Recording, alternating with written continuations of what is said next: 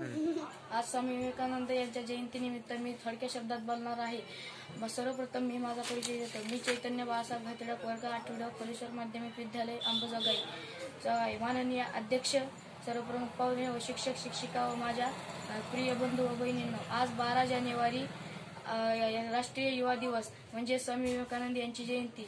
स्वामी विवेकानंद यांचा जन्म पौष कृष्ण सप्तमीला म्हणजे 12 जानेवारी 1863 मध्ये झाला। मकर संक्रांतीचा तो पवित्र दिवस होता। त्यांच्या आईचे नाव भुवनेश्वरी देवी व वडिलांचे नाव विश्वनाथ दत्त असे होते। नरेंद्रनाथांनी आपल्या घरीच शिक्षणाची सुरुवात केली। नंतर त्यांनी ईश्वरचंद्र विद्यासागर यांच्या मेट्रोपॉलिटन इन्स्टिट्यूशन मध्ये प्रवेश घेतला आणि ते 1879 मध्ये प्रेसिडेन्सी कॉलेजची प्रवेश परीक्षा उत्तीर्ण झाले। त्यानंतर त्यांनी जनरल असेंब्लीज इन्स्टिट्यूशन मध्ये तर्कशास्त्र, पाश्चात्य तत्वज्ञान आणि युरोपचा इतिहास यांचा अभ्यास केला। 1881 साली ते फाईन आर्टची आणि 1884 मध्ये BA ची परीक्षा उत्तीर्ण झाले। तरुणपणी ते रामकृष्ण परमहंस यांचे शिष्य झाले आणि रामकृष्णांचा संदेश जनमानसात पोहोचण्यासाठी त्यांनी रामकृष्ण मिशन सुरू केले। जगामध्ये रामकृष्ण मिशनच्या अनेक शाखा आहेत। रामकृष्णांनी नरेंद्रनाथांना संन्यास दिला, दीक्षा दिली आणि त्यांचे नामकरण स्वामी विवेकानंद असे केले। रामकृष्ण यांच्या समाधीनंतर स्वामी विवेकानंद भारत भ्रमण करण्यास बाहेर पडले। अखेरीस ते भारताच्या दक्षिण टोकाला कन्याकुमारी येथे पोहोचले। भारताच्या कल्याणासाठी, येथील जनतेच्या उद्धारासाठी आयुष्य समर्पित करणे आणि त्यासाठी या मातृभूमीचे सेवक बनून जगणे असा दृढ संकल्प स्वामीजींनी केला। 11 सप्टेंबर रोजी अमेरिकेतील शिकागो येथे सुधर्मीय परिषद भरली होती। या परिषदेत अमेरिकेतील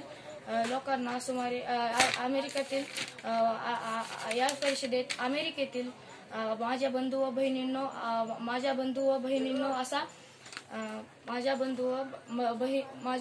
बहिणींनो अशी भाषणाची सुरुवात केली आणि सभेसाठी जमलेल्या सुमारे 7000 लोकांनी टाळ्यांचा कडकडाट केला, जो 2 मिनिटे अखंड चालू होता।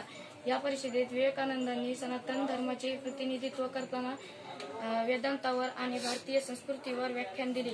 शिक्षण म्हणजे एखाद्याच्या अंगी अगोदरपासून असलेल्या पूर्णत्वाचा आविष्कार होय। विद्यार्थी जर शाळेत येत नसेल तर शिक्षकांनी विद्यार्थ्याकडे गेले पाहिजे असे त्यांचे शिक्षण संदर्भात विचार होते। स्वामी विवेकानंद यांच्या कार्याचा प्रभाव तत्कालीन समाजावर पडलेला दिसून येतो। स्वामींनी वेदांताकडे पाहण्याची नवी दृष्टी दिली। निस्वार्थी मानव सेवा हाच खरा धर्म होय असे त्यांनी आग्रहपूर्वक प्रतिपादन केले। भारतातील राष्ट्रीय चळवळी, आध्यात्मिक